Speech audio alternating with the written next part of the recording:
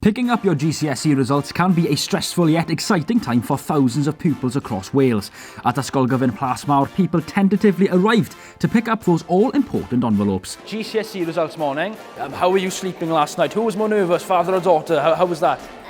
I think I was more nervous. I got some sleep, but not much. I think I woke up quite early this morning. I couldn't go back to sleep. Yeah. And I felt quite nervous this morning, actually. Probably remembering back to my GCSE results day, many years ago. I got 6 A stars and 6 A's. I bet you're over the moon. Yeah, I'm very surprised, yeah. The drive down was hard, with my dad trying to crack jokes that never worked. But yeah.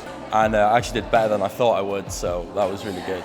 Although pupils at Plasmawr exceeded expectations, missing out on your grades doesn't have to put a dampener on your day. I'd say definitely don't worry about it, because a grade doesn't define you as a person, and you can always redo it, or you can always retry and start again with a fresh mind. It's never the end of the world. But one student who was determined as ever to do well in her English exam is Erin, who had to break through her own personal barriers. I'm really dyslexic, so I was expecting a D or an E or something in English.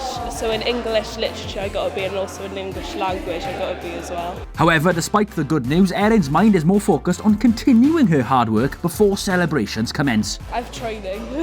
Training? Yeah. What are you training in? I'm in rower.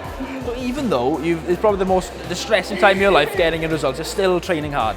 That's amazing. They've worked really hard over the past at least 2 years, but since really from primary school onwards, we really feel that it's at the end of their statutory education, and that the primary schools have played a big part in that as well. It's the culmination of a lot of hard work.